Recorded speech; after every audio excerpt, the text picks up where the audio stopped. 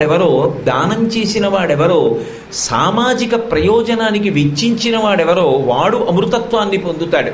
అంతేకాని ఇక్కడ ఈశ్వరుడిచ్చిన దానిని ఇక్కడ తన భోగముల కొరకు ఉపయోగించుకున్న వాడెవడో వాడు తరించిన వాడు కాడు.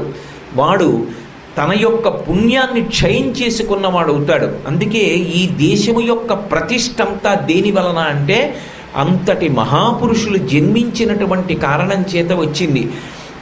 ఇందులో కొందరు కారణజన్ములై ఉంటారు. వారి చరిత్ర కూడా ఏం సామాన్యమైంది కాదు. ఒక గురువుగారి దగ్గర కూర్చుని ఆ గురువుగారి దగ్గర విద్యాభ్యాసం చేసి పీఠ నియమాలన్నిటినీ కూడా తెలుసుకుని ఆ పీఠాధిపతి శరీర త్యాగం చేసి వారు బ్రహ్మీభూతులైన తర్వాత ఉత్తరాధికారిగా నియమింపబడినటువంటి వ్యక్తి పీఠానికి పట్టాభిషేకం పొంది తదనంతరం లోకంతో సంగం పొందకుండానే లోకంతో సమన్వయం అవుతూ